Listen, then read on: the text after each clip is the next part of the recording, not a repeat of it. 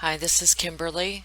This is a synopsis of Chapter 5 of the book Letters from Christopher, Tragic Confessions of the Watts Family Murders. It's by Sherilyn Cadle, and the title of Chapter 5 is All the Money. And I thought this should be good, with that title, All the Money. And I was thinking at first, what money? But we'll get to it. I have to be careful with this unit. It says some unflattering things about Shanann. And please remember, it's not me saying it. I'm merely conveying what's in the book that Mrs. Cadle indicates Chris told her. It doesn't clarify if it was during their face-to-face meetings or, through letters. But I really wish she would tell us when she's, starting a new chapter or telling us a story. But speaking of letters, I'm also waiting for for the letters from Christopher.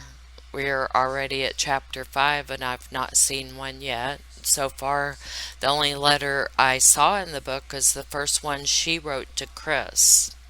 Another thing that seems to be missing to me so far is how and when did she get the information she's sharing with us? When she's doing the chapters or whatever, she doesn't say, well, I talked to Cindy on the phone, or when I went and saw Chris, or Chris said in a letter. I just wish she would do that. But she starts off saying, it's hard when writing a true crime story because you only get one side of the story. So I had to stop right there on her first sentence and say that I beg to differ. I mean, that would be a choice to only get one side of the story, but that's not happening in this case. For one, she's got the Discovery version, and I can tell sometimes when she's kind of quoting from Discovery.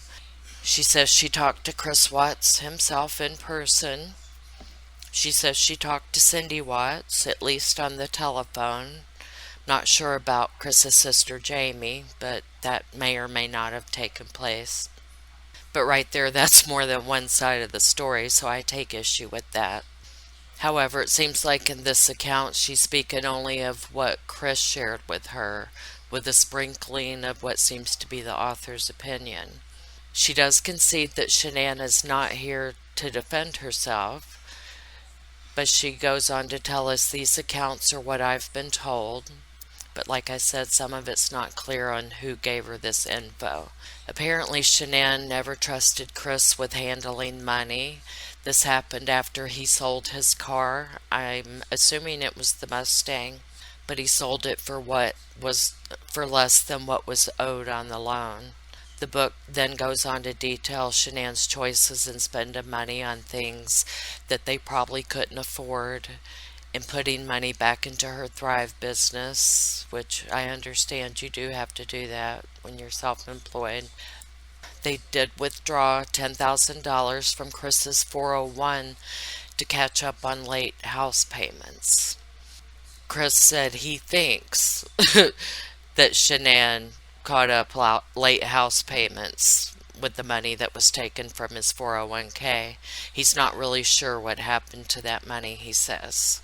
And then, after only a couple of years out from filing bankruptcy, when they took money from the 401k, I mean, to me, did they both not think at this point this is bad? We need to take a step back from some things and get our financial house in order. And that's just me and my opinion I'm throwing in there. Chris said he felt like he made enough money to sustain their house payments, but frivolous spending seemed to be the norm around there. The book mentions that Chris said that Shanann, quote, controlled everything in the house, unquote. This seems to me to be more than just the money and the bills, with him saying that Shanann controlled everything in the house. Chris said that he disapproved of the girls being in daycare from 7:15 a.m. to 4:30 p.m. 5 days a week. Sometimes it's referred to as school, sometimes it's referred to as daycare in this book. But Chris said he felt like this was a bit much given the girls' young ages and that Shanann worked from home most of the time. He He felt like that was excessive.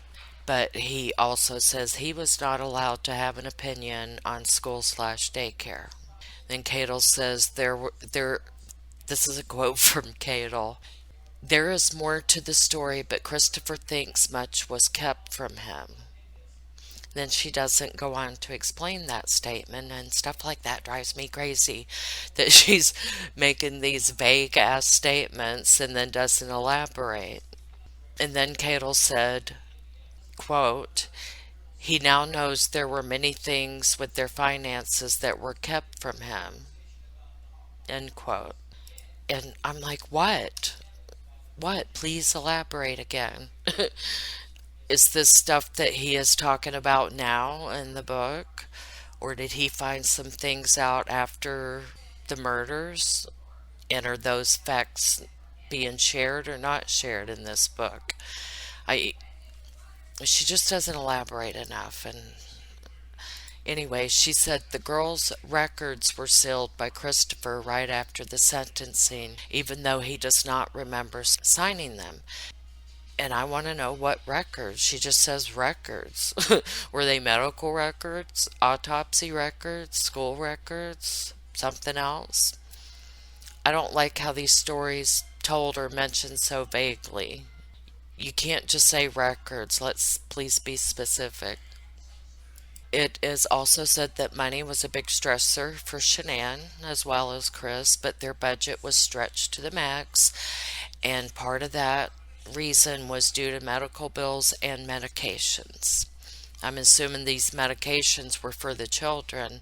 As Chris said earlier in chapter 3, that because of living in Colorado and that the fact that Shanann was taking Thrive, that, quote, Shanann did not have to take any medication, end quote. But also said that Shanann liked the best of things and would sometimes shop before paying bills.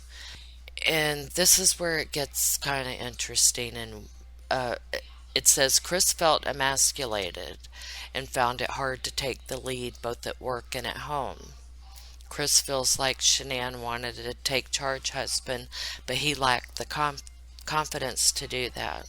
Cadle goes on to discuss emasculation and says that according to her research, it is said to reach what is called malignancy level, hence resulting to even killing. And then doesn't really clarify that either. And then I'm wondering, are we getting off topic here? Because the title of the chapter is All the Money. Was Chris only feeling emasculated regarding money? And if so, that makes sense that we went on to this topic. But then again, she does not clarify it. Just that he felt emasculated. Also, I would like to know where the word emasculated came from. Was it from Chris? I'm not sure if this is like a word he would like say. Is it like in his vocabulary? And like he like probably wouldn't like say that in my opinion. But in all seriousness, emasculation is a topic that deserves its own chapter in my opinion. But what I found to be a very telling emotion, or maybe it was a way for him to cope, but Cadle says Chris told her about how when Shanann would go off on him, he would say nothing, but then he would smile to himself about how he really felt. And my mind immediately goes back to that front porch interview with the news where he was smiling inappropriately and the whole thing was bizarre.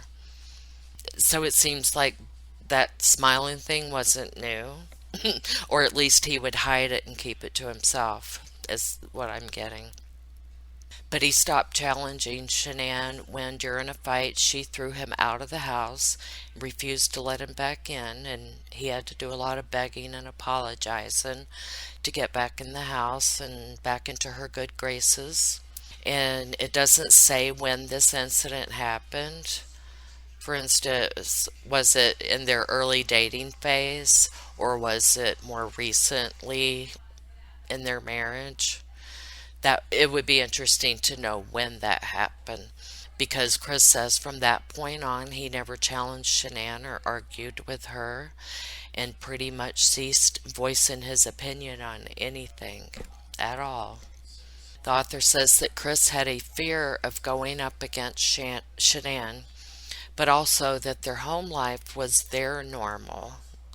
He insists the happy times outweighed the bad, but they never stopped long enough to fix issues in their marriage, according to Chris. And in my opinion, from what Chris has said, the only way the issues in the marriage would have gotten fixed is if Shanann told him what to do.